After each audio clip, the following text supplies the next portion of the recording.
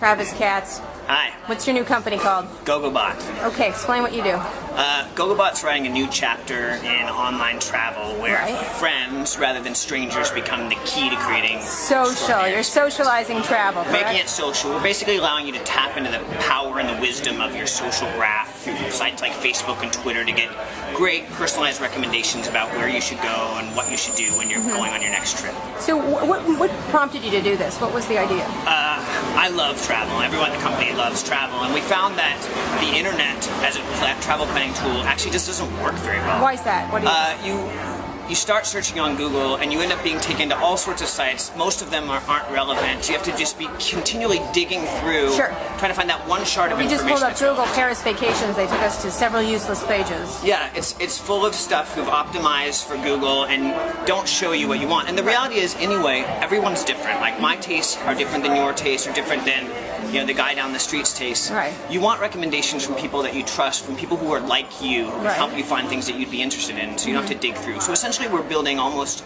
a Pandora for travel that lets you sort of get customized recommendations based on the things you like, the things you don't, the people that you know. And bringing in Facebook, obviously, is a big part of this. Correct. So we're using Facebook Connect. We'll let you log in through Facebook to connect to your graph instantly, post questions out, get answers back in a form that's easy to use.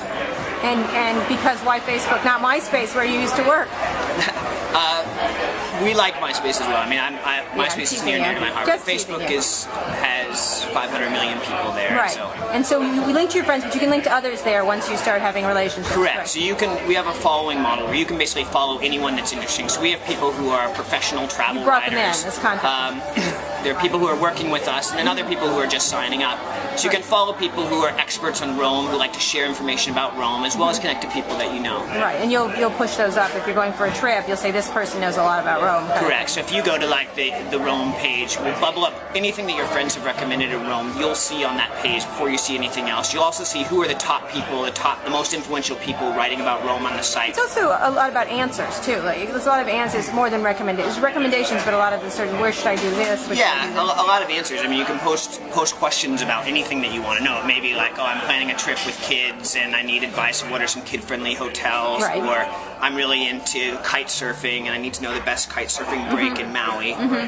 Let you ask any of those questions and get back recommendations that you basically, we crawl the internet. We have a smart matching technology that lets you match those recommendations to maps, beautiful photos, pictures, addresses, phone numbers, everything you need. So you just click down a list, add them to your trip plan, and take them with you. One of the things about travel sites is they're covered with ads and lead generation kind of thing. You obviously have to make money.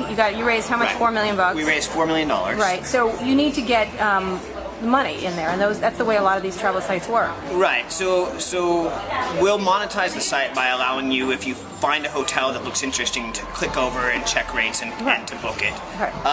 Right now, though, we're not focusing a lot on the monetization side. Monetization in travel is reasonably straightforward. What we're focusing on is making a user experience that people will love.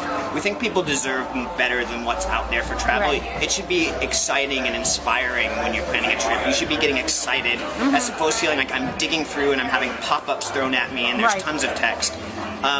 We're basically looking to bring the joy back into travel planning and make it fun again. Right. Now you don't have airlines on this, right? Not yet. No, we're not focusing on airlines. And you're bringing in Twitter eventually and those things? Yeah. So we're launching with Facebook. We'll be bringing Twitter on very soon after our initial launch. Right. And you'll have an iPad app or a... You can use the site today on your iPad. Right. You can use it on your iPhone or your Android phone, and we'll have native apps in the future. So last question. This depends a lot on social, meaning your friends getting on it. So you need a lot of people on it. It's tough to break through the noise, or not? No, not at all.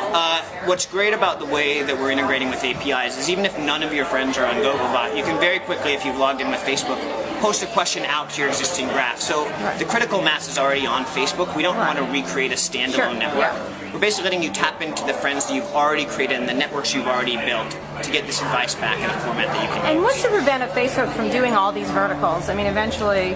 I think it's very hard to do travel right. Travel is incredibly complex. We've got more than 1.5 million places in our database. Right.